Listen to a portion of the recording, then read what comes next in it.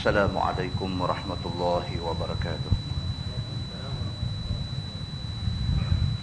Alhamdulillah wa bihi nasta'in. Asyhadu an la ilaha illallah wahdahu la syarika lah. Wa asyhadu anna sayyidana Muhammadan abduhu wa rasuluh. Wa nusalli wa nusallim ala hadzal nabiyil karim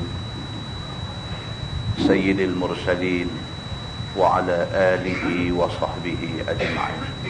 Amma ba'd. Ayyuhal mu'minun ittaqullah. Usikum wa iyaya bitaqwallah. Faqad fazal muttaqun. Muslimin dan muslimat, mudah-mudahan dirahmati Allah Subhanahu wa ta'ala. Di dalam sebuah hadis riwayat daripada Maimun bin Abi Syabib, kata dia, anna Aisyah radhiyallahu anha marra biha sa'il fa'a'tathu kisrah wa marra biha rajulun alaihi thiyabun wa hay'ah fa'aq'adathu fa'akalah faqila laha fi dhalik faqalat qala Rasulullah sallallahu alaihi wasallam anzilun nasa manazilahum, atau kama qala, hadis riwayat Imam Abu Dawud. Daripada Maimun bin Abi Syabib, kata dia, Aisyah radhiyallahu anha pada satu hari telah lalu di depan dia satu orang peminta sedekah. Cerita Sayyidatina Aisyah, isteri Nabi. Satu hari lalu di depan Aisyah ni satu orang minta sedekah. Fa'a'tathu kisrah. Aisyah radhiyallahu anha, dia ambil sepotong roti bagi. Pi macam tu ya. Satu orang minta sedekah lalu depan dia, dia pun tengok ada roti, ambil roti sekepin bagi pi. Wa marra biha rajulun alaihi thiyabun wa hay'ah. Lepas tu lalu pula satu orang lain, pakaiannya nampak hebat dan keadaan dia pun nampak dia orang hebat. Fa'aq'adathu fa'akalah. Aisyah panggil dia mai duduk elok-elok apa semua, jamu dia makan.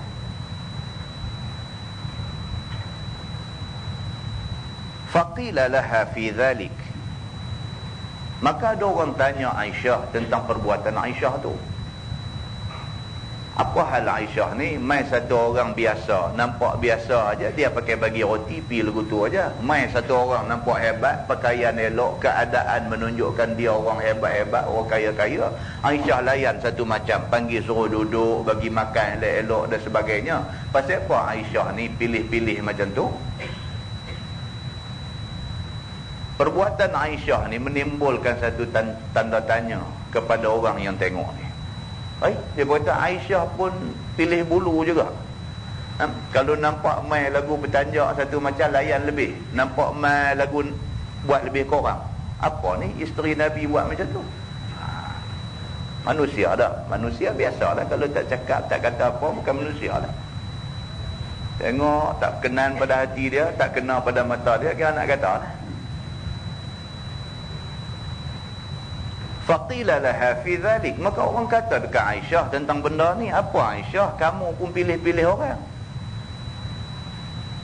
Faqalat, qala Rasulullah sallallahu alaihi wasallam anzilun nasa manazilahu. Aisyah jawab mudah aja. Aisyah kata, aku ingat Nabi sallallahu alaihi wasallam ada bersabda, Nabi kata, letaklah manusia itu sesuai dengan tempat mereka. Aisyah kata, hak aku buat tadi tak salah. Hak aku buat tadi, Nabi suruh buat lagu tu. Nabi kata, anzilun nasa manazilahum. Kamu jaga manusia, kamu layan manusia, kamu entertain satu-satu manusia tu sesuai dengan kedudukan dia. Kalau orang tua, kita layan cara orang tua. Kalau budak-budak, kita layan cara budak-budak. Kalau orang berilmu, kita layan cara berilmu. Kalau orang jahil, tak reti apa, kita layan dia sesuai dengan dia. Maka aku layan tadi, macam tu Nabi SAW suruh aku layan. Hadis itu riwayat Imam Abu Dawud. Di dalam sebuah hadis lain, riwayat daripada Abi Musa radhiyallahu anhu, kata dia, qala Rasulullah sallallahu alaihi wasallam, inna min ijlalillahi ta'ala ikram dhi syaibah al-muslim wa hamilil Qur'an ghairil ghali fih wal jafi anhu wa ikram dhi sultan al-muqsid, atau kama qala, hadis riwayat Imam Abu Dawud.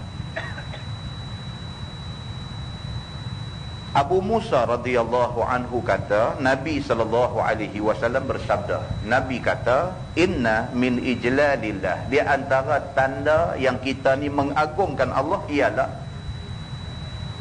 kita kena agungkan Allah, kita kena besarkan Allah, kita kena letak Allah di tempat yang besar dalam hati kita. Di antara cara mengagungkan Allah, di antara cara membesarkan Allah itu ialah ikram dhi syaibatil muslim. Yang pertama, Nabi kata, kamu muliakan orang Islam yang sudah tua. Kita hormat orang tua yang Muslim, bermakna kita membesarkan Allah. Sebab Allah suruh buat benda tu. Kita buat benda yang Allah suruh, sama macam kita besarkan Allah. Itu satu. Yang kedua, wahamilil Quran ghairil ghali fih wal jafi anhu. Yang kedua, di antara cara kita membesarkan Allah ialah kita memuliakan orang-orang yang membawa Al-Quran. Kita tahu dia ni hafiz Al-Quran. Dia ni satu orang yang hafaz Quran 30 juzuk. Kita muliakan dia. Kita muliakan dia kerana Quran 30 juzuk ada dalam diri dia. Kita Yasin pun tak boleh nak apa sampai hari ni. Menasabahkah kita nak hina orang yang 30 juzuk Quran ada dalam diri dia? Di antara tanda yang menunjukkan kita ni membesarkan Allah, memuliakan Allah, ialah kita muliakan orang yang dipanggil hamilul Quran, orang yang membawa Al-Quran. Membawa Al-Quran maksudnya dia satu hafal Quran, wal jafi anhu, dan dia tak tinggal membaca Quran.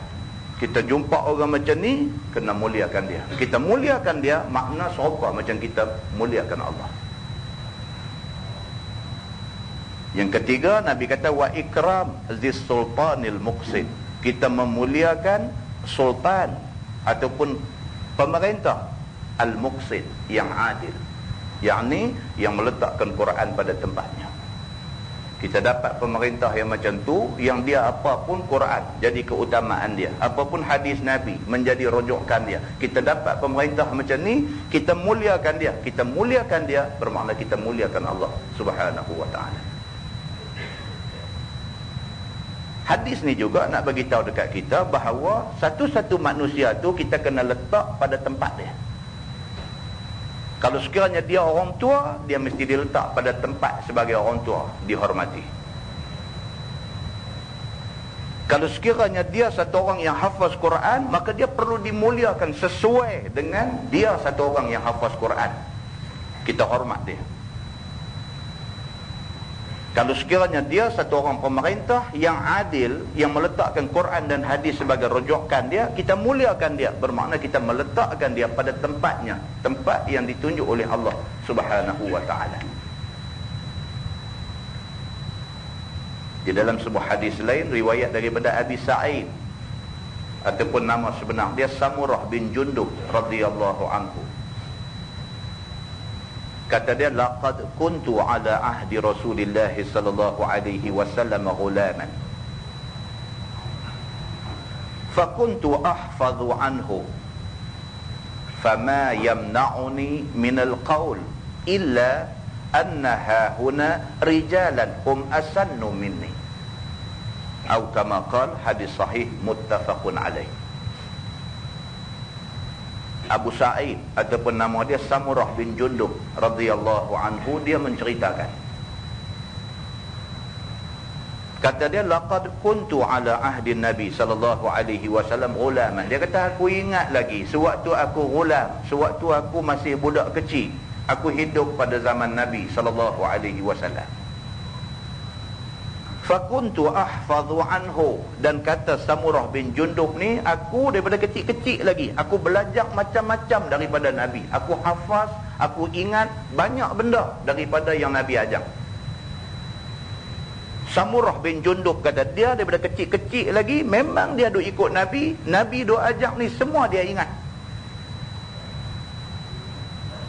Fama yamna'uni minal qaul, Nabi tidak pernah larang aku tidak pernah ditegah daripada bercakap di depan Nabi. Aku nak bercakap apa pun Nabi bagi aku bercakap. Tidak ada yang menegah aku daripada bercakap illa annaha huna rijalan hum asannu minni, melainkan kalau sekiranya ada sama dengan aku orang tua-tua, aku tak bercakap kerana Nabi ajar aku. Ada orang tua-tua cakap, aku kena hormat mereka. Hadis itu hadis sahih muttafaqun alaih. Sepakat ulama mengatakan itu hadis sahih. Tuan, ni adab. Tuan boleh bayangkan macam mana rosak masyarakat kita kalau kita buang adab-adab yang ditunjuk oleh Nabi SAW dekat kita. Semata-mata dengan alasan kita rasa kita orang ilmu banyak, kita hina habis orang tua yang berumur lebih tua daripada kita. Itukah adab yang agama tunjuk ke kita? Kalau kita bersikap macam tu, makna kita tak berilmu sebenarnya. Kita tak faham benda ni. Samurah bin Jundub, satu orang sahabat Nabi yang daripada kecil berguru dengan Nabi SAW. Satu orang yang cukup hebat dari segi ilmunya, dari segi rapat dengan Nabinya, dari segi sumbangan untuk Islamnya. Dia kata, aku sejak kecil duk ikut Nabi, duk hafal, duk ingat semua benda yang Nabi ajar aku. Dia kata, aku boleh bercakap depan Nabi apa yang aku nak cakap. Nabi tidak pernah larang aku. Nabi bagi peluang untuk aku bercakap, kecuali kalau sekiranya ada sama-sama dengan aku, dengan Nabi semua ni, ada orang tua-tua, maka itu Nabi nasihat, Nabi ajak aku jangan bercakap, bagi orang tua-tua bercakap. Dalam sebuah hadis lain riwayat daripada Anas bin Malik radhiyallahu anhu, kata dia, qala Rasulullah sallallahu alaihi wasallam, ma akrama syabun syaikhan li sinnihi illa qayyadallahu lahu man yukrimuhu 'inda sinnihi, atau kama qala, hadis riwayat Imam At-Tirmizi. Anas bin Malik radhiyallahu anhu, dia kata Nabi SAW bersabda, Nabi kata, ma akrama syabun syaikhan li sinni, tidaklah satu orang yang memuliakan, tidaklah satu orang muda yang memuliakan satu orang tua kerana umur tuanya. Tidaklah satu orang budak muda yang memuliakan, yang hormat satu orang tua kerana orang tu tua. Illa qayyadallahu lahu man yukrimuhu 'inda sinnih, melainkan Allah Subhanahu wa taala pasti akan muliakan dia apabila dia tua. Kalau dia ni daripada masa dia muda, dia reti hormat orang tua, dia reti tunjuk hormat pada orang tua kerana orang tu lebih tua daripada dia. Nabi SAW kata, melainkan apa yang Allah boleh janji dekat dia, bila dia tua esok, orang hormat dia. Muslimin dan muslimat yang dirahmati Allah sekalian, semua hadis yang kita baca pada malam ini menunjukkan kepada satu benda, iaitu kita disuruh letak satu orang pada tempat dia. Letak satu orang pada tempat dia. Kalau sekiranya dia ni orang tua, letak orang tua ni pada tempat dia. Tempat orang tua ialah dihormati. Kalau dia ni satu orang yang alim Quran, yang hafaz Quran, yang hamilul Quran, kita tahu dia orang macam tu, kita hormat dia kerana Quran ada 30 juzuk dalam diri dia. Kita letak dia pada tempat yang dia hormati. Kalau sekiranya apa juga benda yang melayakkan dia dihormati, kita hormat dia, Allah Subhanahu wa taala akan balas balik. Kita dihormati oleh orang lain bila kita sampai pada kedudukan orang yang kita hormat sebelum itu. Mudah-mudahan mukadimah itu memberi manfaat kepada kita semua, insya-Allah. Kita menggunakan Baharul Mazi jilid 1.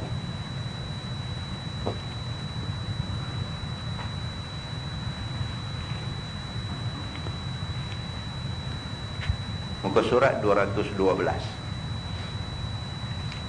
Muka surat 212. Bab ma jaa iza uqimatis salah wa wajada ahadukumul khala falyabda bil khala. Itu bab yang datang pada menyatakan apabila qamat untuk sembahyang orang dan telah mendapat, yakni telah datang seorang daripada kamu berasa hendak ke jamban, maka hendaklah dahulukan ke jamban. Ini tajuk malam ni. Kalau sekiranya dah nak semayang dah, orang qamat dah, dia main senak perut tiba-tiba, pergi settle yang tu dulu, pergi selesai yang tu dulu. Kalau pergi duduk redah nak semayang juga pun tak lagi karut, tak boleh khusyuk. Nak khusyuk apa dengan perut duduk bubak-bubak dalam, khusyuk apa? Tu imam, kalau sekiranya dia jadi imam lagi khusyuk. Baru takbir, baru duk baca Fatihah, dia duk main satu macam punya puting beliung dalam perut, nak habis 4 rakaat. Tuan-tuan boleh bayang macam mana dia nak bawa semayang malam tu. Kalau dia imam, kalau sekiranya dia makmum duduk saf pertama pula, duk berasa dah senak perut, tapi semayang juga. Bila semayang juga, tengok-tengok imam pula pergi duk baca surah was-samai wat-tariqah, punggah dia kata aku. Nak habis was-samai wat-tariq tu berapa minit? Yang kawan senak perut. Itu kan dalam perut ni senak tu satu pasal, duk maki tu imam pula sepasal lagi. Jadi Islam dia bagi tahu mudah saja. Dia kata iza uqimatis salah wa wajada ahadukumul khala falyabda bil khala. Dia kata kalau sekiranya orang dah qamat dah nak semayang, kita tiba-tiba dia main senak perut, dia kata pi ke jamban dulu, selesai urusan tu dulu, sat lagi main takat mana dan ikut. Tuan-tuan, kita kalau pi nak mengadap raja pun, pi duk buat kelang kabut lagu tu, raja pun nak marah. Ini kah pula Maliki Yaumiddin, raja yang memiliki hari kiamat. Lagi besar, kita mengadap dia dalam keadaan duk buat kalut-kalut, Tuhan tak suka. Ada hal, pi selesai hang punya hal dulu, sat lagi main mengadap aku. Ketahuilah saudaraku, ini pula satu hukum bagi orang yang berhajat akan sempurna khusyuk sembahyangnya, iaitu apabila nak sembahyang tiba-tiba berasa nak ke jamban, maka hendaklah ke jamban dahulu. Dia kata senang aja. Islam dia mau buat kerja ni biar sempurna. Bukan kata bab besar pun serupa lah. Quran kata wa atimmul hajja wal umrata lillah. Wa atimmu maksudnya dan sempurnakanlah haji dan umrah kerana Allah. Nak buat haji pun kena sempurna, nak buat umrah pun kena sempurna. Dia tak mau pergi buat kelang kabut ni, tak mau. Buat benda baik, buat bagi elok. Kalau tidak, tak sah. Maka demikian juga hal dengan semayang. Kalau nak buat bagi elok. Kalau ada hal, selesai hal lain dulu. Menurut sebagaimana suruh Nabi SAW dalam hadis riwayat At-Tirmizi, kata dia an Abdillah ibn al-Arqam radhiyallahu anhu qala uqimatis salah fa akhadha bi yadi rajul faqaddamahu wa kana imama qaumih. Diriwayatkan daripada Abdullah bin Al-Arqam radhiyallahu anhu, kata dia telah qamat orang akan semayang, dah qamat dah, Tok Bilal dah qamat dah nak semayang, dan ianya yakni imam tu hendak ke jamban, Tok imam senak perut. Tadi duk elok-elok orang qamat aja, tiba-tiba dia main senang. Kerana datang rasanya pada waktu itu. Tadi duk okey. Elok orang qamat masa tu dia mai. Senak perut dia tak boleh cakap, tuan-tuan. Senak perut kan boleh cakap. Bukan boleh sabar. Kita orang tua-tua pun dia mai senak ni, cerita dia kena pergi cari tempat yang sesuai lah. Anak kita duk naik kereta dengan kita, dia abang ayah senak perut, kita boleh nak congkah dia, kata tahan dulu, tak lagi sampai. Janganlah macam tu. Kalau kita orang tua-tua pun tak boleh tahan, bolehkah kita nak paksa budak-budak suruh tahan? Tapi kadang-kadang orang tua-tua ni tua saja, dia tak erti benda-benda lagu ni. Tang dia lain, tang anak lain. Tak, yang orang duk cerita, dia duk baca surah abang, duk minum Nescafe. Habis letak cawan di tepi bangku tu, anak lari-lari, sepak cawan tu. Marah anak ni siap dengan buh penabuk lagi. Matang buta ke cawan besar lagu tu tak nampak, pergi duk sepak, salah anak. Satu hari anak pula minum air, tak cawan tepi lagu dia buat tu juga, dia lalu-lalu tersepak. Siapa kena marah? Anak juga kena. Dia kata nak minum lain kali di dapur lah ni, minum merata tempat ni apa cerita. Salah budak ni juga. Dia buat pun budak tu salah, budak tu buat pun budak tu salah. Itulah kelebihan orang tua-tua. Tapi Islam dia tak mau lagu tu. Islam dia kira mau adil. Bagi tahu hak betul mana, hak salah mana. Kalau kata hak tu betul, budak buat pun betul. Kalau kata hak tu salah, orang tua buat pun salah. Hak betul mana, hak salah mana. Ni Islam. Islam tidak menjatuhkan hukum berdasarkan sentimen. Islam tidak jatuh hukum berdasarkan emosi.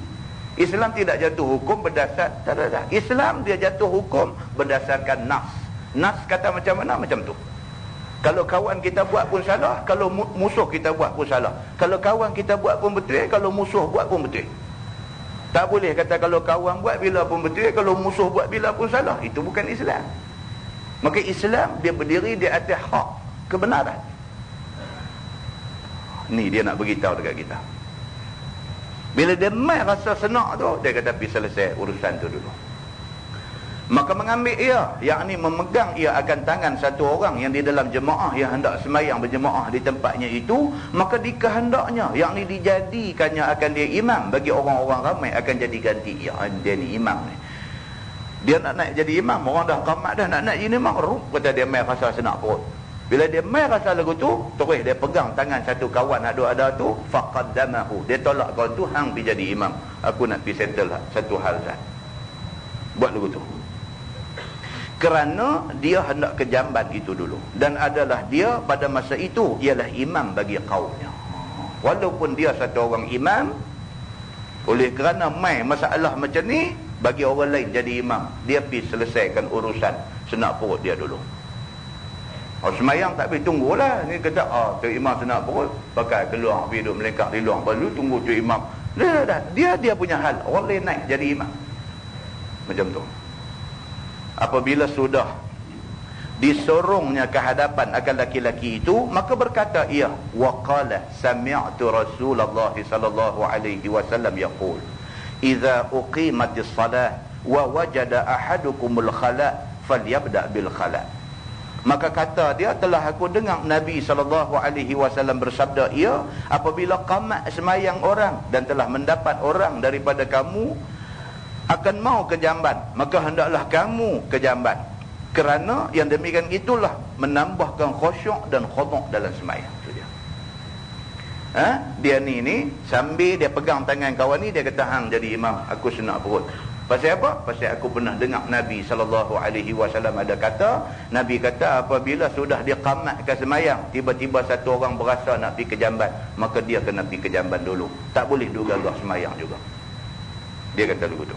Dan kata At-Tirmizi, pada bab ini ada riwayat daripada Aisyah dan Abi Hurairah dan Sauban dan Abi Umamah, dan katanya lagi ini hadis Abdullah bin Al-Arqam itu ialah hadis yang hasan lagi sahih. Masalah dia kata mendahulukan kejamban daripada semayang. Macam mana pula ni cerita kita nak pergi jamban dulu, utamakan jamban daripada semayang ni, macam mana? Kata dia mendahulukan kejamban apabila berasa hendak ke jamban lebih dahulu daripada semayang, itu yang disuruh oleh Nabi. Kan? Kalau kita fikir akal kita, tuan-tuan, macam mana? Kalau kita fikir akal, semayang dulu ke jamban dulu? Semayang dulu ke makan dulu? Kalau kita fikir akal, kita kata apa? Semayang dululah. Semayang ni menghadap Allah, kita kena utamakan semayang. Kita pergi bagi jawapan macam tu. Jawapan macam tu tak betul dari segi agama. Sebab agama dia kena ikut lagu Nabi kata. Nabi kata kalau dah orang qamat dah pun nak semayang, kita senak perut, dia selesai kita punya perut, urusan perut kita dulu. Begitu. Seperti kenyataan dalam hadis pada masalah yang di atas tadi, kata At-Tirmizi, dan ialah yakni sebagai dalam hadis itulah perkataan yang bukan seorang daripada sahabat Nabi sallallahu alaihi wasallam dan tabi'in.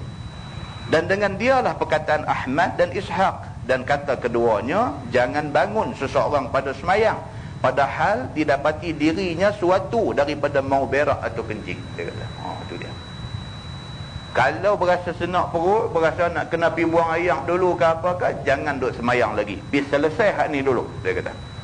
Dan kata keduanya, yakni kata Ahmad dan Ishaq, apabila sudah masuk di dalam semayang, maka didapatnya sesuatu daripada yang demikian itu, maka jangan berpaling ia daripada semayang selama tiada membelisah ia akan dia. Itu dia. Kalau dah takbir dah, ada juga jadi macam ni, tak ada apa-apa, proses steady, sihat, elok. Takbir semayang Allahu Akbar, dah habis doa iftitah, dah habis baca Fatihah, dia main duk kuruk-kuruk dalam perut, sedangkan kita dah masuk dalam semayang dah takbir dah. Macam mana nak buat benda ni? Dia kata maka jangan berpaling daripada semayang, kena semayang terus ya. Pasal saja-saja nak berhenti daripada semayang fardu, hukum dia haram. Saja-saja berhenti daripada semayang fardu, hukum dia haram. Melainkan dia kata jadi membelisah ni rimah, menggelisah. Sampai sekira-kira dia duk ingat, kata kalau ku gagah juga satu rakaat lagi, kapet ni jenuh hantar kedai dobi sampai peringkat tu misalnya, maka dia boleh keluar daripada semayang. Tak payahlah yang tu nak gagah juga tak lagi. Tang nak dobi kapet tu tak apa, muka ni nak buah tang mana. Sampai jadi lagu tu peduli apa, kena keluar. Ni nak lintas depan orang semayang lagu nak lintas bila tunggu lagi tentu. Takkanlah Islam pergi jadi suntuk sampai macam tu. Hukum larangan lintas depan orang semayang ni, hukum itu dalam keadaan biasa. Saja-saja duduk lintas itu haram. Tapi kalau sekiranya dia main macam ni, dia senak ni, kira jangan bagi 5 second lagi keluar. Dia sampai peringkat tu. Sebelum benda tu keluar, hampir keluar dulu. Agama dia lagu tu, tuan-tuan. Islam ni bukan satu agama yang suntuk, bukan satu agama yang bodoh. Dia nak menunjukkan orang Islam yang ambil agama ni jadi bodoh. Bukan macam tu. Baik, dia kata, dan kata setengah daripada ahli ilmi, tiada mengapa ia sembahyang padahal dengannya mau berak atau kencing, selama tiada menjadi menggelisah akan dia oleh yang demikian itu daripada sembahyang. Kalau boleh tahan, tak apa, gagah berhabis bila sayang. Tapi kalau sampai tak boleh, buat macam lagu kita kata tadi. Kata Imam Nawawi, dan makruh sembahyang serta berlawan dengan mau kencing ataupun berak. Imam Nawawi dalam mazhab Syafi'i, dia kata kalau gagah juga makruh. Duk gagah ni maklum saja tuan-tuan. Nak rokok pun satu macam punya bimbang. Sujud bangkit antara dah jubra habis jahanam. Kan? Benda ni dia tengok tahap dia lah lagu mana. Dan barang yang pada maknanya daripada barang yang menggelisah dan membimbangkan hati, dia kata, dan menghilangkan kesempurnaan khusyuk. Bila duk main senak perut, dia duk main nak terkencing ni, pembohong lah. Nak khusyuk main kot mana dah, pembohong lah. Memang tak boleh khusyuk lah. Begitu. Dan bermula makruh itu di sisi jumhur ashab kita, ada lain daripada mereka itu, apabila semayang dia seperti yang demikian padahal waktu ada lapang. Adapun apabila waktu sempit, seperti jikalau kejamban ia, nescaya keluar semayangnya daripada waktu. Kalau jadi macam tu, ni jenis penyakit duk semayang hujung waktu. Sudahlah dia semayang hujung waktu, main takbir semayang, dia main senak perut. Macam mana nak buat dia ni? Maka hendaklah sembahyang ia sebagaimana ada, kerana memeliharakan hati hormat waktu dan tiada harus mentakhirkannya. Kalau sekiranya masa tinggal lagi 2 minit aja lagi, sekira-kira kalau dia pi selesai dia punya urusan dulu, Semayang dah keluar waktu. Kalau macam ni punya kes, semayang seadanya. Dia kata maksudnya ambil hak rukun-rukun aja, bagi lepas. Takbir Allahu Akbar, bismillahirrahmanirrahim, alhamdulillahirabbil alamin, Fatihah saja. Waladdallin, amin, Allahu Akbar, rukuk, sami'allahu liman hamidah, ambil hak rukun-rukun saja. Assalamualaikum warahmatullahi, belah kanan tengok-tengok dia dah sana dah. Kiri pun tak ada lagi dah. Tuan-tuan, dia bila main senak perut, bila main nak buang air ni, lagi duk jauh dengan jamban boleh tahan, dia lagi dekat lagi tak boleh tahan. Dia memang pesen dia macam tu. Lagi duk main dekat lagi tak boleh tahan. Maka dia kata awal-awal kita jaga jangan sampai semayang di akhir waktu, sebab benda ni boleh merosakkan ibadat kita. Masalah menahan kencing dan berak dan lapang, menghilangkan khusyuk dalam semayang. Ni dia nak bincang tentang apa? Kita kalau sekiranya nak terkencing pergi semayang, tak boleh khusyuk. Nak terberak pergi semayang dulu, tak boleh khusyuk. Lapang sangat semayang pun tak boleh khusyuk. Dia kata Ibnul Arabi telah muwafaqah sekalian umat Muhammad atas bahawasanya orang yang semayang itu sayogia bahawa masuk dia dalam semayang ada hadir hatinya dengan segala yang dipersembahkan kepada Allah dan dengan yang dikerjakannya. Kita kalau nak semayang, biar dalam keadaan kita betul-betul bersedia untuk semayang. Biar kita nak masuk semayang ni hadir hati. Maksudnya masa duduk semayang tu hati kita duduk ada dalam semayang. Kita tak mau kita duduk semayang hati duduk ada di jamban. Kita tak mau kita duduk semayang hati duduk ada di Penang. Kita tak mau kita duduk semayang hati duduk ada rumah mak menakan kita. Tak mau. Kita semayang hati mau duduk ada dalam semayang tu. Khusyuk dia kata. Ini yang dikatakan ibadat dia kata. Yang ni dia kata biarlah khusyuk dan tetap anggotanya. Jangan seperti mana orang yang menggelisah dan tiada mendiam ke segala anggotanya. Duduk semayang ni tak lagi tengok lagu kapit belah kanan, tak lagi tengok lagu kapit belah kiri. Ada hal. Itu tak boleh dia kata. Seperti mana mata menjeling ke kanan, ke kiri, ke atas, ke bawah. Itu di antara orang yang semayang hati tak hadir dalam semayang. Semayang mata lagu duk menyelinap, pergi sampai tepi-tepi masjid, duduk tengok. Tapi semayang. Lagu duk semayang, tak lagi lagu buat njup, pergi ke depan tu nak tengok ujung jari kaki. Kelaku semayang ni pun macam-macam. Kan? Semayang, lagu duk kalih tangan tengok jam pula. Satu pesen juga yang tu pun. Semayang, lepas tu lagu duk tarik hidung bagi mancung pun ada. Ini semua karut lah. Ini semua dia kata perbuatan yang membawa faham, kata dia ni hati tak hadir dalam semayang. Hati duk pergi merata. Tak mau semayang macam tu. Dia kata dan seperti tangan ataupun kaki ataupun bau, dia kata bergerak-gerak dan sebagainya. Gatal merata masa semayang. Lagu duk pegang saiban tarik lagu tu. Lagu tak balik tangan. Lagu satgi, lagu ni punya duk tarik telinga. Lagi lagu tak balik tangan. Lagu urut siku balik ni pula. Dia kata ni semua ni, dia kata bergerak-gerak dan sebagainya. Ini menunjukkan hati dia tidak hadir di dalam sembahyang. Dia kata macam tu.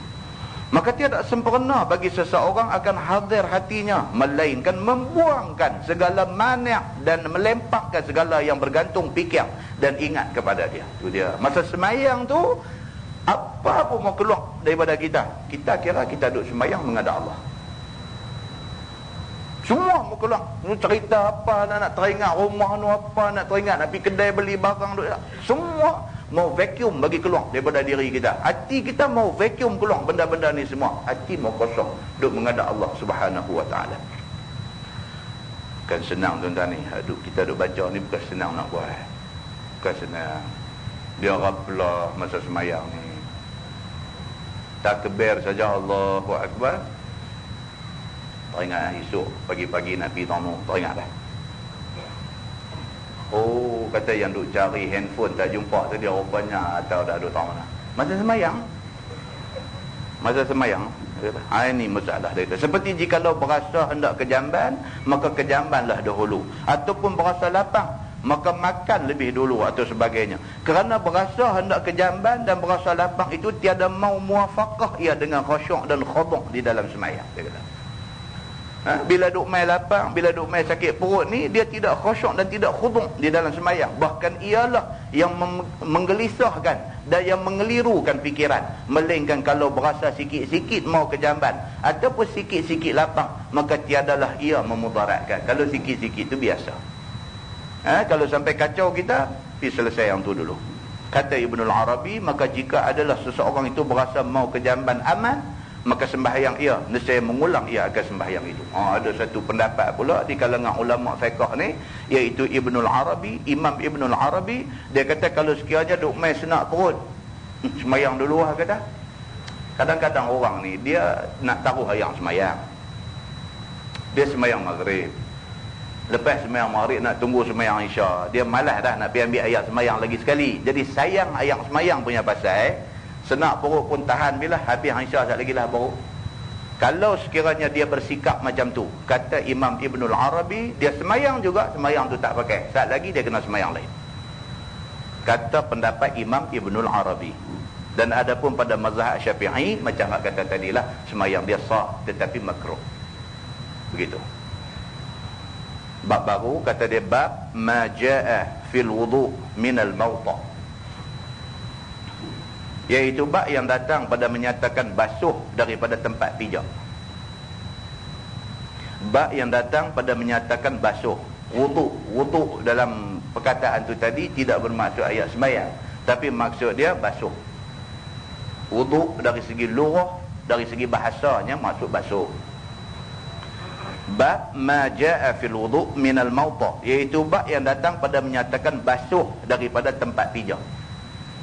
Maksudnya kalau orang perempuan misalnya dia pakai kain labuh, baju kurung dia labuh, dia pakai jubah labuh. Jubah tu bila berjalan duk meleret, kena tanah, kena air hujan, duk cakung atas jalan apa semua. Bila nak pergi semayang sekali lagi, nak kena basuh dulu dak kain hak duk berjela heret kat atas tanah tu. Nak kena basuh dulu dak. Itu maksud tajuk ni. Ketahuilah saudaraku, adalah dikehendaki dengan wuduk di sini ialah wuduk pada lughah, yakni membasuh kotak daripada mauti, dia kata. Itu maksud dia. Yakni daripada tempat pijak dengan kaki dan seumpamanya. Seperti satu orang menempuhi jalan kotong. Satu orang berjalan musim hujan. Jalan dengan lecah, dengan air duk takung lopak sana sini dan sebagainya, dia duk berjalan. Dia menempuhi jalan kotong. Adakah dibasuh kakinya dan sembahyang ia ataupun tidak berhajat kepada basuh? Dia nak main masjid, musim hujan. Kain hak dia pakai tu duk meleret, kena air, lecah apa, lopak apa tepi jalan semua. Bila dah sampai masjid nak sembahyang, kain tu kena basuh dulu ke tak kan? Itu maksud dia. Dan seperti berkasut ataupun contoh orang yang pakai kasut, maka dipijaknya dua kasut itu akan najis misalnya. Adakah boleh kasut tu dibawa semayang? Ini dalam kisah orang semayang pakai khuf. Kasut yang dia ada syarat-syarat dia lah khuf ni. Bolehkah kasut hidup pijak macam-macam tu pakai semayang kasut tu?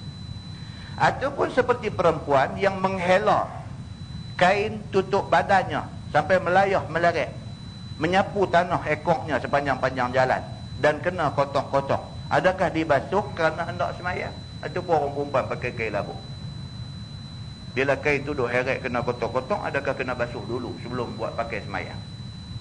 Maka pada mazhab Syafi'i, semuanya itu apabila kena najis wajib basuh akan dia.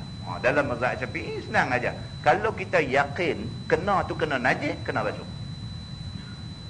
Kalau kita yakin tak kena najis, cuma yang hujan aja, yang hujan bukan najis, maka tak ada apa-apa lah. Tak basuh tidak salah. Tapi kalau kita yakin kata ayam ada kena tadi tu, ayam tu ada najis dalam tu, maka kena basuh tempat yang kena ayam tu. Dan telah dikeluarkan oleh Imam At-Tirmizi hadis sebagaimana suruh Nabi SAW. Demikian hadisnya. An ummi walad li Abdirrahman bin Auf qalat, qultu li ummi Salamah inni imra'atun utilu dhaili wa amshi fil makanil qadir. Diriwayatkan daripada ibu kepada anak bagi Abdurrahman bin Auf. Kata dia, kata aku bagi Ummi Salamah, yakni isteri Nabi SAW. Ummi Salamah ni salah seorang daripada isteri Nabi.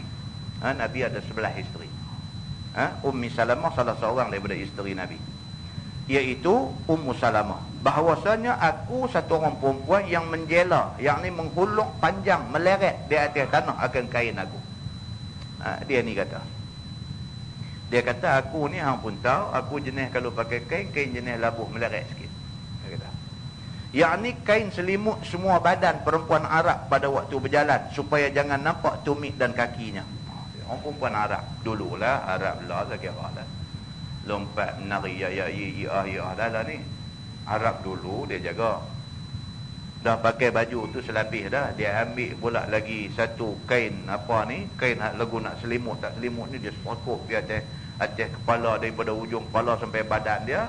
Kain tu dia agak meleret sikit, dia tutup sungguh-sungguh badan dia. Ini. Maka bagaimana hukum apabila kena kotor kain yang aku bawa pakai labuh tu? Padahalnya aku berjalan pada tempat yang kotor, tidakkah dibasuh akan dia? Qala Rasulullah sallallahu alaihi wasallam yutahhiruhu ma ba'dah.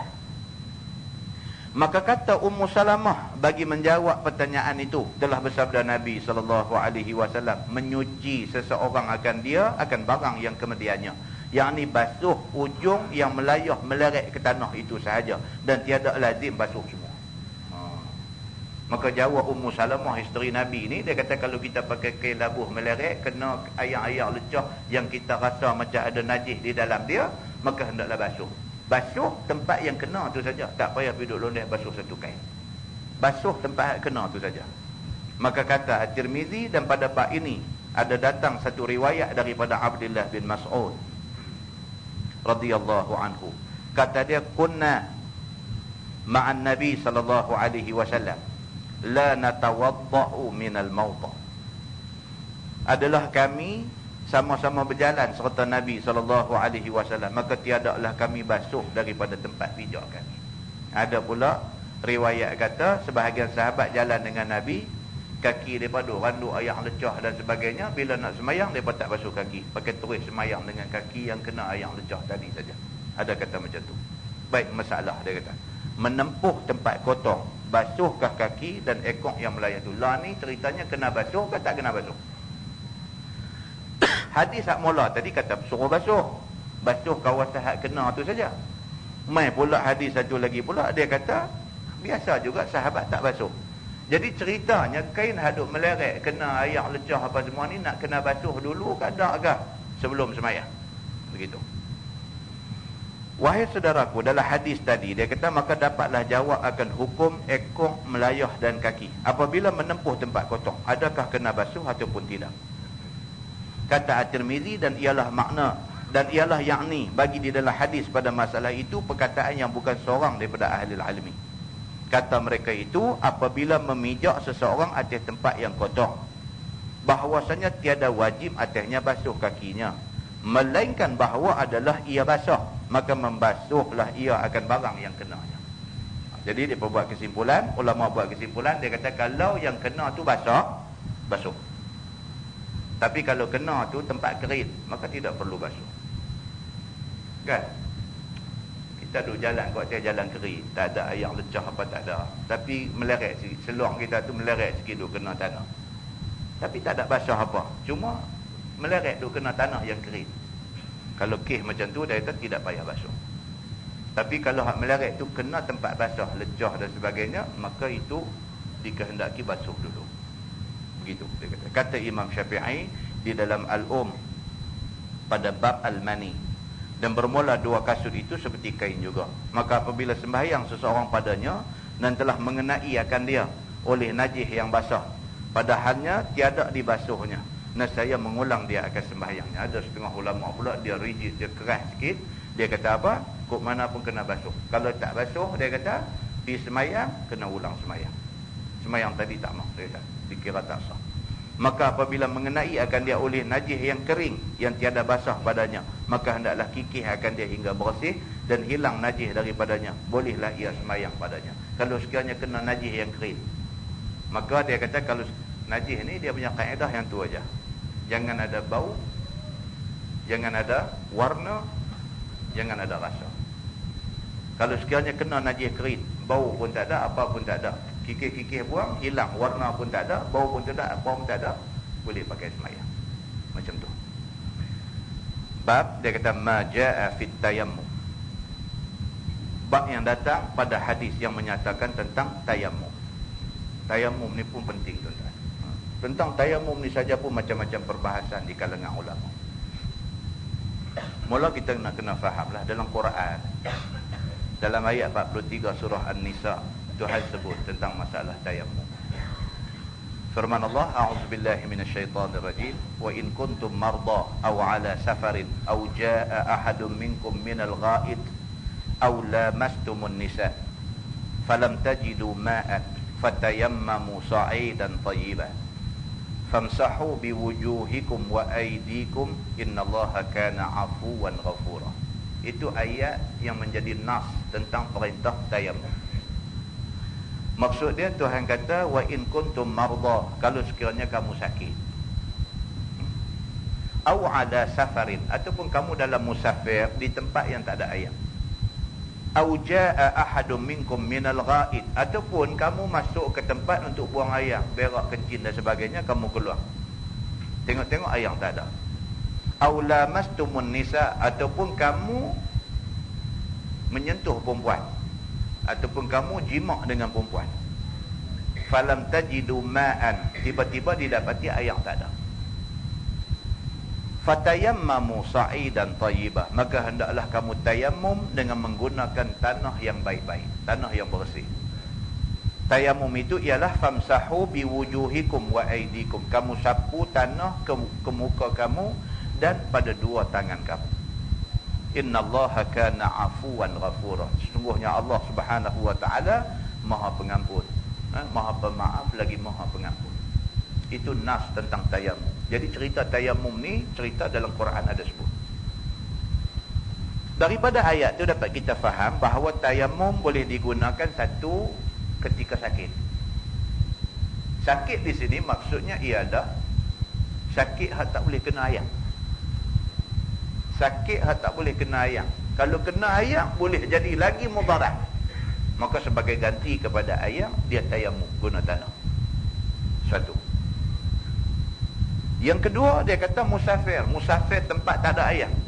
Kita di sini banyak di padang pasir apa semua tu, dia musafir. Musafir tempat tak ada air, maka sebagai ganti kepada air yang tak ada, maka dia tayammum guna debu tanah ada.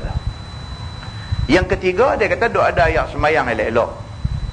Duk ada air semayang elok-elok, tiba-tiba dia sebut dalam ayat ni, dia kata minal ghaid, masuk pergi tempat kerana nak buang air, kencing, berak ke apa ke, maka batal ayat semayang. Bila batal ayat semayang, nak ambil pula ayat semayang, ayat tak ada, maka boleh ganti dengan tayammum.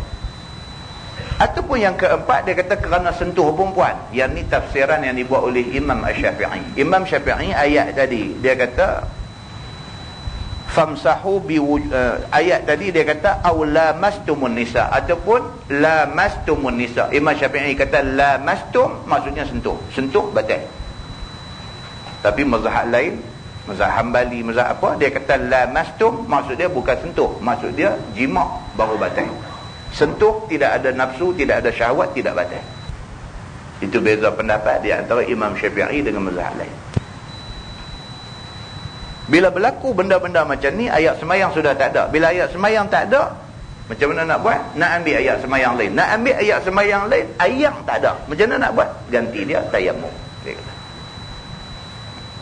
Zaman Nabi berlaku satu kes, riwayat daripada Jabir bin Abdullah. Kata Imam Jabir, dia kata kami musafir. Dalam musafir, tiba-tiba salah seorang daripada sahabat Nabi ni kepala sudah luka kena batu. Ini cerita berlaku pada zaman Nabi, sekumpulan sahabat Nabi musafir. Dalam musafir tu ada satu orang sudah kena batu, luka kepala dia. Sudahlah kepala luka, kena kawasan muka, luka. Sudahlah pipi jadi luka macam tu. Tidur malam tu pula mimpi gambar bagusnya. Nak jadi kepada salah seorang sahabat Nabi ni. Maka bila dia bangkit tidur, esok nak semayang subuh dengan luka ada di sini yang sekira-kira kalau sekiranya kena air, nak mandi wajib lah. Pasal dia mimpi ni. Kalau sekiranya dia nak mandi wajib, kena air boleh memudaratkan dia kerana luka tu serius. Bila dia bangkit pagi esok nak sembahyang subuh, dia dalam keadaan nak kena mandi janabah, kena mandi junub, maka dia tanya sahabat-sahabat lain. Dia kata, apa pendapat kamu? Dia kata, aku luka teruk. Kalau sekiranya aku mandi, dia kata benda ni boleh bawa mudarat dekat aku. Boleh tak boleh? Dia kata, aku bertayamum saja sebagai ganti kepada mandi wajib. Sahabat-sahabat dia tanya ni semua pakai jawab kata, oh tak boleh. Mandi wajib, berjunub mesti kena mandi wajib. Tak boleh tayamum. Mereka pergi buat jawapan macam tu. Maka dia pun oleh kerana tak dapat konsensus, dia kata tak dapat persetujuan daripada kawan-kawan ada pergi mandilah. Berumram mandi. Dikehendaki Allah Subhanahu wa taala, mati dia lepas tu.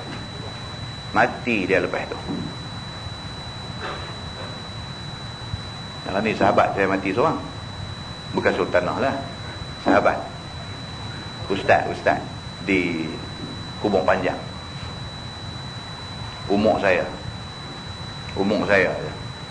tua tak tua lagi lah, muda pun bukan muda dah, tapi umur kita ni bayar ngaji universiti sekali tu, sakit dada di klinik. Doktor kata angin, bagi ubat cara angin punya. Balik makan kodok sakit lagi, tak boleh. Ajak pak menakan seorang dengan isteri keluar piala stang, pergi klinik besar sikit. Pergi doktor tu pun duk agak kata apa angin apakah, bagi ubat cara tu juga. Daripada klinik nak balik rumah dia, Kubur Panjang, dia attack kali kedua. Jantung, bukan angin, jantung. Dia attack kali kedua, tengah duk dia rebah. Awak ni tengok dah tak sedang diri dah, koma terus.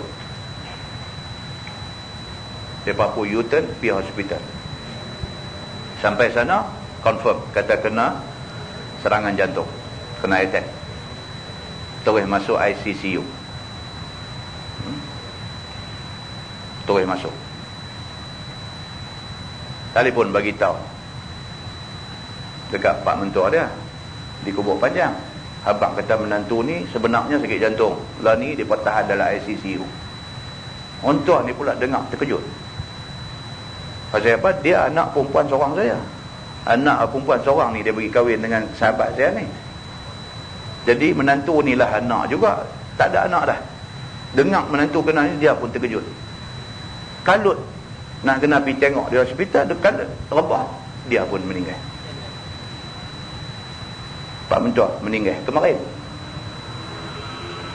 Bila meninggal, bagi tahu pula kat isteri di hospital tu, bapak pula dah kata duk kalut nak meja dah, jatuh meninggal. Isteri pun dengar jatuh ditimpa tangga, dengar macam tu tak apalah, lelaki pun duk dalam ICU, dia pun lari mai. Nak mai tengoklah bapak yang meninggal ni, balik mai duk tolong kelola. Suami mati di hospital pula. Tuan, nampak? Kalau kita rasa Allah test kita teruk, ada lagi orang Tuhan test lagi teruk. Dia boleh bagi bertimpa-timpa macam tu. Dah kena lagi. Tahap ujian kepada satu manusia dengan satu manusia lain tak sama. Kita yang dengar benda ni, selain daripada takziah, kita doa kepada Allah, Allah bagi kekuatan kepada orang yang ditimpa musibah itu. Itu saja. Tak boleh cakap tentang lah ni, tak boleh cakap. Sebab doktor jantung ni kata, dia kata kalau kena attack jantung ni, sakit dada ni, dia bagi masa dalam 40-45 minit je. Kita mesti dapat treatment, mesti dapat rawatan jantung. Pasal apa? Pasal sakit jantung, dia attack sekali, dia ada second attack. Selang antara first attack dengan second attack lebih kurang paling lama 45 minit. Dia akan main attack yang kedua. Kalau sekiranya dalam tempoh 45 minit tu kita dan pergi ambil treatment sakit jantung, insya-Allah dengan izin Allah penyakit itu tidak serius. Mati ni Tuhan punya kerja. Tapi berdasarkan ilmu perubatan, dia beritahu macam tu. Kisah sahabat kita baca dalam hadis tadi ni, luka. Sudah luka, tidur malam mimpi pula. Mimpi yang menghendaki dia mandi. Jadi bila bangun pagi ni macam mana nak buat ni? Dia kata aku ni kira-kira nak kena mandi, tapi kalau aku mandi ni luka ni macam mana? Serius luka ni. Sahabat-sahabat lain kata kami tak tahu. Cerita dia hang kena mandi. Pasal ini kes hadas besar. Dia pun dah semua orang kata lagu tu, dia pergi mandi. Tak lama selepas dia mandi, meninggal dunia. Kes ni balik rujuk kepada Nabi SAW. Bila bagi tahu dekat Nabi apa yang jadi tadi ni, Nabi kata dekat sahabat-sahabat ni semua, Nabi kata hampa bunuh dia. Nabi kata hampa dah bunuh dia. Nabi kata ubat bagi orang yang tak tahu ialah bertanya. Nabi kata. Hadis ni ada di dalam, tuan-tuan boleh rujuk di dalam kitab Tafsir Ayatul Ahkam yang ditulis oleh Syekh Muhammad Ali As-Sabuni. Dia bawa mai hadis ni. Nabi kata ubat orang yang tak tahu ialah bertanya. Tak boleh buat pandai-pandai. Kita pandai-pandai biduk abang lugu tu lugu ni, wahai jawapan kita tu tak betul. Macam yang agama punya mau, kita punya jawapan menyebabkan orang lain jadi susah. Muslimin dan muslimat yang dirahmati Allah sekalian. Jadi maksud yang dia nak cerita dia adalah hadis riwayat daripada Jabir bin Abdullah ni. Dia nak cerita kata apa? Dia kata ada beberapa pengecualian yang orang ni tak boleh dengan air sensitif, maka sebagai gantinya ialah tayamum. Di antaranya ialah kes sakit yang macam ni. Sakit yang doktor kata tak boleh kena air, maka tak boleh kena air. Quran kata fas'alu ahla zikri in kuntum la ta'lamun. Tanyalah orang yang tahu kalau sekiranya kamu tak tahu. Muslimin dan muslimat yang dirahmati Allah sekalian. Jadi itu sepintas lalu tentang tayamum. Cuba kita baca. Dia kata ketahuilah saudaraku, makna tayamum bagi sembahyang itu ialah menyapu debu ke muka dan tangan dengan beberapa syarat yang tertentu. Yang kata tayamum itu ialah guna debu tanah yang bersih, sapu muka dan sapu tangan. Maka pekerjaan tayamum itu bukanlah pekerjaan reka-reka ataupun bid'ah. Tayamum ni bukan satu benda reka, bukan satu benda bid'ah. Quran sebut tentang tayamum dan hadis Nabi menjelaskan tentang cara tayamum. Begitu. Bahkan ada sabit ia dengan Quran dan dengan hadis dan dengan ijma' al-ummah. Sepakat ulama semua mengatakan tayamum ni ada. Begitu. Dan inilah daripada satu perkara yang ditentukan oleh Allah Subhanahu wa taala bagi umat Muhammad. Zadahallahu syarfah. Di antara benda yang ditentukan oleh Allah Subhanahu wa taala kepada umat Nabi Muhammad dengan tujuan supaya Allah nak menambahkan kemuliaan umat Nabi Muhammad sallallahu alaihi wasallam. Maka telah ijma' ummah atas bahawasanya tayamum itu tiada ada ia melainkan pada muka dan dua tangan. Tayamum muka dengan tangan. Piduk tayamum dengan kaki-kaki sekali ni karut. Ada juga kawan piduk tayamum macam tu. Dia pergi hantam lagu macam mana yang semayang, macam itulah tayamum. Dengan kumuk-kumuk debu semua. Kalau sagon satu pasal juga. Tak boleh. Dia kata. Maka sama ada tayamum itu daripada hadas kecil ataupun hadas besar. Sama ada kita tayamum kerana kita tak ada ayat sembahyang, maka sebagai ganti ayat sembahyang kita tayamum, ataupun kita tayamum kerana kita berhadas besar, macam kes sahabat tadi ni. Sebagai ganti dia tayamum muka dengan tangan juga walaupun dia hadas besar. Kita cerita bulan lepas ada yang pistan masuk dalam debu, semacamnya duk rolling dalam debu tu. Dia duk ingat sebagai ganti kepada mandi wajib tayamum dengan cara rolling dalam debu. Itu pun satu pendapat yang tak betul. Tetapi ijtihad itu Nabi kata dapat satu pahala. Begitu. Dan sama ada tayamum itu dari sebab anggota sekaliannya ataupun setengahnya. Dia kata tayamum itu juga dia kata mungkin dengan sebab sebahagian anggota kita. Sebahagian anggota kita tak boleh kena ayat sembahyang. Ataupun semua anggota misalnya. Maka demikianlah ia suruh Nabi SAW sebagai yang diriwayatkan oleh hadis yang dikeluarkan oleh Imam At-Tirmidzi. Kata dia an Ammar bin Yasir anna Nabiy SAW amarahu bitayammumi lil wajhi wal kaffaini. Diriwayatkan daripada Ammar bin Yasir bahwasanya Nabi SAW menyuruh dia dengan tayamum bagi muka dan dua tangannya. Kata At-Tirmizi, dan pada bab ini ada riwayat daripada Aisyah dan daripada Ibni Abbas, dan telah dikeluarkan oleh Bukhari di dalam sahihnya semakna dengan hadis Tirmizi ni. Yang ni cukup kuat. Bab tayamum ni Quran pun sebut, hadis pula, hadis sahih yang diriwayatkan oleh Bukhari sebut tentang tayamum ni. Dan juga telah dikeluarkan oleh Imam Muslim di dalam sahihnya dengan cukup panjang dan memuaskan hati. Nak baca, dia kata buka dalam sahih Muslim, lagi panjang hadis cerita tentang tayamum, dia ada di sana.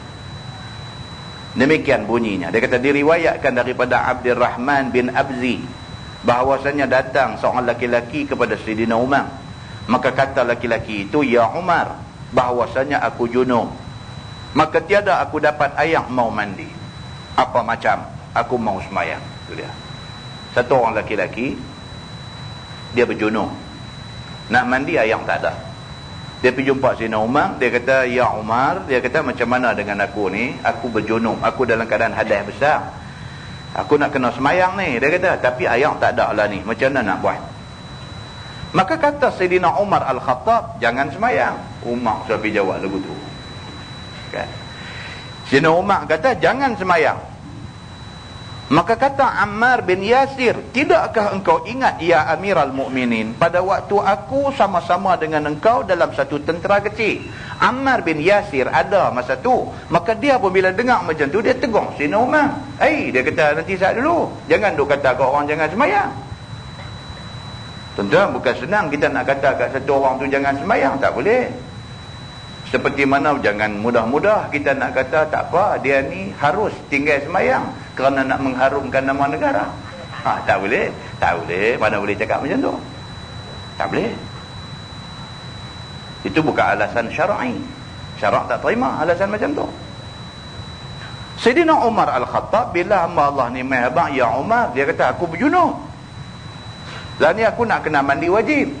Masalah lah ni air tak ada. Apa macam?" Dia kata, "Macam mana aku nak buat?" Umar kata kat dia, "Tak payah semayang." Ammar bin Yasir ada sebelah tu. Dia kata, "Nanti saat dulu." Dia kata, "Ya Amirul Mukminin, ingat balik. Dulu kita pernah keluar pergi perang sama-sama." Dia kata. Maka berjunub kita. Dia kata, "Hang pun berjunub, aku pun berjunub." Dia kata. "Maka tiada kita dapat air. Dan pada masa tu pun air tak ada." Dia kata. "Adapun engkau tak semayang." Ammar bin Yasir kata, "Hang dengan ijtihad hang, oleh kerana air tak ada, hang tak semayang. Dan adapun aku, maka aku berguling dalam tanah dan semayang aku." Dia kata, aku semayang juga, tapi aku betul-betul rolling dalam debu." Dia kata. "Kemudian datang aku kepada Nabi SAW, maka aku sebutkan dia akan kelakuanku itu. Maka sabda Nabi SAW, hanya sahaja adalah memadai akan dikau, bahawa engkau tepuk kedua tangan engkau ke bumi. Kemudian tiup debu itu, yakni jika banyak sangat. Kemudian sapu oleh engkau dengan kedua tangan engkau itu akan muka engkau dan dua tangan engkau. Maka inilah pengajaran Nabi SAW yang diriwayatkan oleh Tirmizi itu dengan ringkasnya." Dia pun rolling-rolling dalam tanah semua, dalam keadaan berdebu macam tu, dia pergi semayang. Lepas tu bila balik jumpa Nabi, dia beritahu, "Ya Rasulullah, aku dengan Umar ada masalah masa pergi perang hari tu ni. Kami dalam keadaan berjunub." Umar kata, oleh kerana air tak ada, dia tak semayang. Tunggu dulu sampai jumpa air, dia nak mandi, baru dia nak semayang balik. Aku rolling dalam debu." Dia kata, sebagai ganti kepada mandi wajib. Lepas tu aku semayang. Macam mana? Nabi SAW kata dekat Ammar bin Yasir, dia kata, dua orang pun tak betul. Yang betulnya macam mana? Lain kali kalau jadi macam ni, air tak ada, pakai debu. Tepuk tangan di debu tu, sapu muka. Tepuk tangan di debu tu, sapu dua tangan. Cukup. Nabi kata, lain kali buat macam tu ya. Tak payah lagu dupi rolling dalam debu, dalam tanah ni semua. Nabi beritahu macam tu. Masalah dia kata tayamum dan kaifiatnya. Kaifiat tayamum, yakni kelakuannya itu bagaimana? Dia kata, seorang itu menyapu ke muka dan ke tangan dan berapa kali tepuk ke tanah. Nak tahu juga cara tayamum ni. Kata Imam Nawawi, dan telah bersalah-salahan ulama pada kaifiat tayamum. Maka pada mazhab kita dan mazhab kebanyakan ulama, bahawasanya tak dapat tidak daripada 2 kali tepuk ataupun 2 kali pukul ke tanah. 2 kali. kerana nak mengambil debu, sekali kerana nak sapu ke muka, dan sekali tepuk kerana nak sapu dua tangan sampai ke dua siku. 2 kali tepuk debu ni. Dan setengah daripada mereka yang berkata dengan ini daripada segala ulama'nya ialah Ali bin Abi Talib dan Abdullah bin Amru dan Al-Hasan Al-Basri dan Asy-Sya'bi dan Salim bin Abdullah bin Umar dan Sufyan Ats-Tsauri dan Malik dan Abu Hanifah dan ahli-ahli fikir yang lain daripadanya radhiyallahu anhum ajma'in. Itu golongan yang berpendapat begitu. Yang kata tayamum itu ialah tepuk tangan di debu, sapu muka. Rata seperti mana kita ambil air semayang, daripada tempat tumbuh rambut sampailah kepada anak telinga, sampai bawah dagu sikit, sampai patah balik ni anak telinga, sampai naik atas balik, sapu semua tu. Lepas tu tangan, mula dengan tangan kanan, tarik mai, lepas pada siku patah balik naik ke atas, berhenti di pergelangan tangan. Kemudian hak ni mai balik ke bawah ni, pi sampai balik ni, patah balik mai sampai di sini. Jumpa macam tu. Itu mengikut yang ditunjuk oleh Imam Asy-Syafi'i. Imam Ahmad bin Hanbal, dia kata macam lain. Imam Ahmad bin Hanbal dan juga Imam Malik, Imam Maliki, dia kata tayamum tu muka dan 2 tangan, yakni daripada ujung jari sampai pergelangan tangan saja, tak sampai siku. Ini tayamum di dalam mazhab Hanbali dan mazhab Maliki.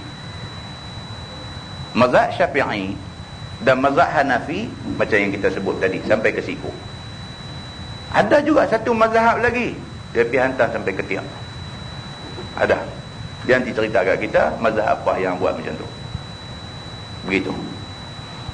Baik, tengok di bawah tu dia kata-kata At-Tirmizi, dan ialah yang ni segala hadis itu perkataan yang bukan seorang daripada ahli ilmi, daripada sahabat-sahabat Nabi sallallahu alaihi wasallam. Itu pun dia ulang benda yang sama.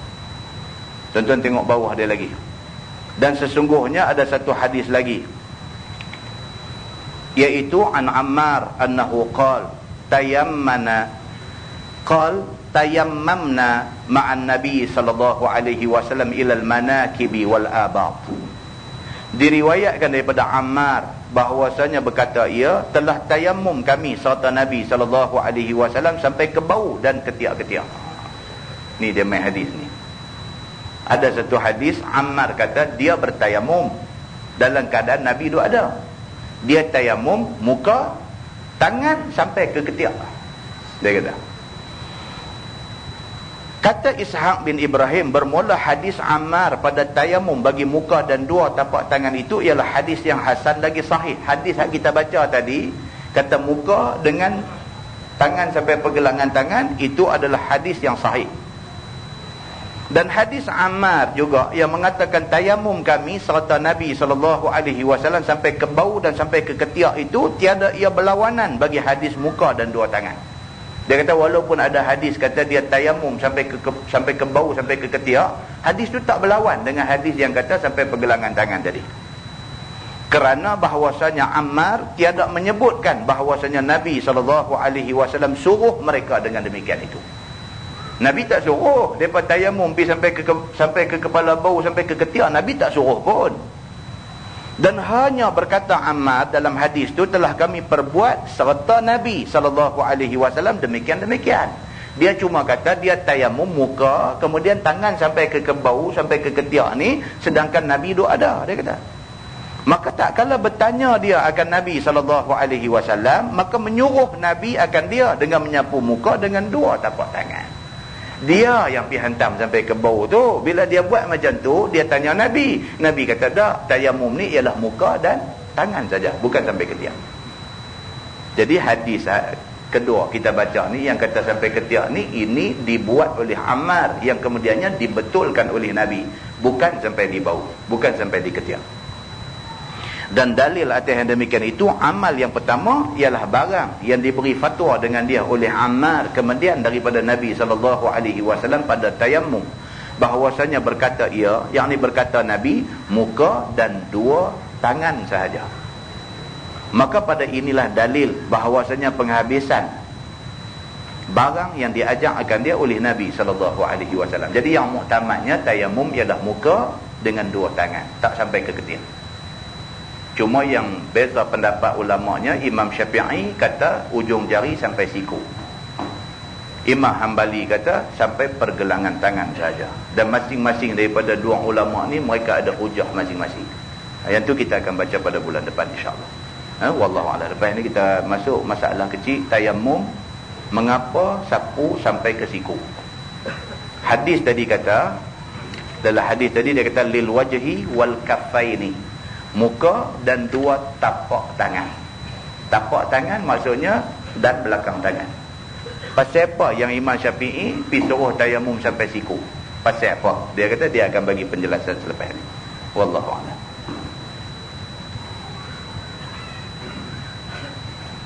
Semusu ada nak beli tanah di sebelah ni, sebelah pagar masjid ni, Masjid Padang Temusu nak beli. Jadi untuk nak meringankan beban masjid untuk nak beli tanah tu yang harganya ratus ribu, jadi pihak masjid telah buat petak-petak untuk wakaf.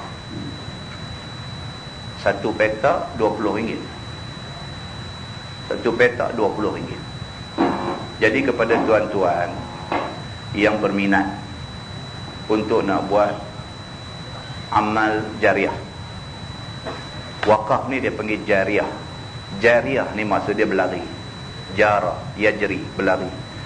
Jariah maksudnya dia duk berlari, duk mengalir. Maksudnya ialah kita dah mati dah pun, benda kita wakaf tu orang duk guna, maka selagi tu pahala dia macam mengalir pergi dekat kita dalam kubur. Jadi amalan wakaf ini sangat mulia di sisi agama. Jadi kepada tuan-tuan yang rasa nak menambah amal jariah, tuan-tuan boleh berhubung dengan mana-mana jawatan kuasa masjid ataupun pegawai masjid untuk nak wakaf. Berapa yang tuan-tuan rasa tuan-tuan nak wakaf. Tak boleh banyak, kita ambil satu pun cukup. Boleh banyak, banyak lebih baik. Kita sebagai anak, kita boleh wakaf untuk mak, untuk ayah, boleh. Sebab anak memang mempunyai hak untuk nak menyumbang pahala kepada mak bapa. Jadi untuk kita buat, untuk isteri kita buat, untuk anak-anak kita kalau boleh kita buat pergi sekali, untuk mak bapak kita buat pergi sekali. Sekali-sekala tuan-tuan, benda-benda yang macam ni kalau kita buat tak ada ruginya. Tak ada ruginya. Sebab dia adalah amal jariah. Jadi kepada diri saya dan kepada tuan-tuan semua, kita sumbanglah seorang sikit untuk masjid ni nak ambil tapak lebih luas di sebelah ni. Kalau masjid tak ambil, esok mai apakah ambil, kan? Kita pun tak boleh tengok. Macam di Penang, Masjid Jelutuk, Masjid Jamik Jelutuk di Pulau Pinang. Masjid tu tapak tak besar mana lah, sejorai kecil aja. Kembang tu ada satu, tapak pun kecil saja. Penang, maklumlah tanah di Penang. Pihak masjid tak mampu lah nak beli. Sampai buka-buka harga pun sampai milion-milion. Tak mampu nak beli, tak sampai tangan. Cina ambil, nak buat hotel sebelah tu. Tuan-tuan tahu lah, dalam tu saat lagi dengan macam-macam dia nanti buat masuk dengan apa, duduk sebelah masjid. Tuan-tuan boleh bayang macam mana jadi tak eloknya, kan? Jadi benda ni tuan-tuan, orang Islam kalau seorang sikit boleh tolong, dia tak jadilah benda tak elok di kemudian hari, kan? Jadi lagi sekali saya pesan pada diri saya, pada tuan-tuan semua, kita cubalah dekat mana kita boleh, kita cuba untuk menyumbang yang sumbangan ini membuat kebaikan kepada kita juga di masa depan insya-Allah. Nah, wallahu a'lam. Yang baik itu daripada Allah, yang tak baik itu silap saya. Kita tangguh dengan tasbih kafarah dan suratul Asr.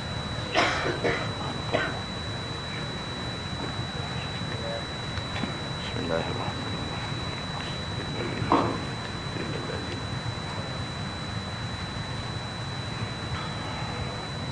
اللهم صل على محمد في الأولين والآخرين وسلم رضي الله تبارك وتعالى عن سادتنا أصحاب سيدنا رسول الله أجمعين.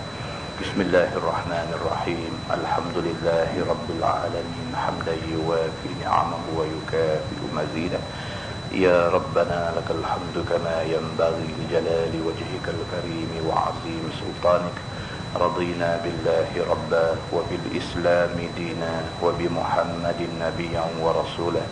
اللهم افتح علينا فتوح العارفين وارزقنا فهم النبيين بجاه خاتم المرسلين.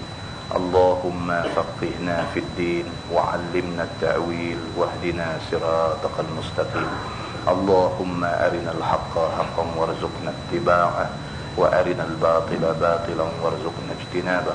اللهم اجعل جمعنا جمعا مرحوما وتفرقنا من بعده تفرقا معصوما. وصلى الله على محمد وعلى آله وصحبه وسلم والحمد لله رب العالمين. السلام عليكم.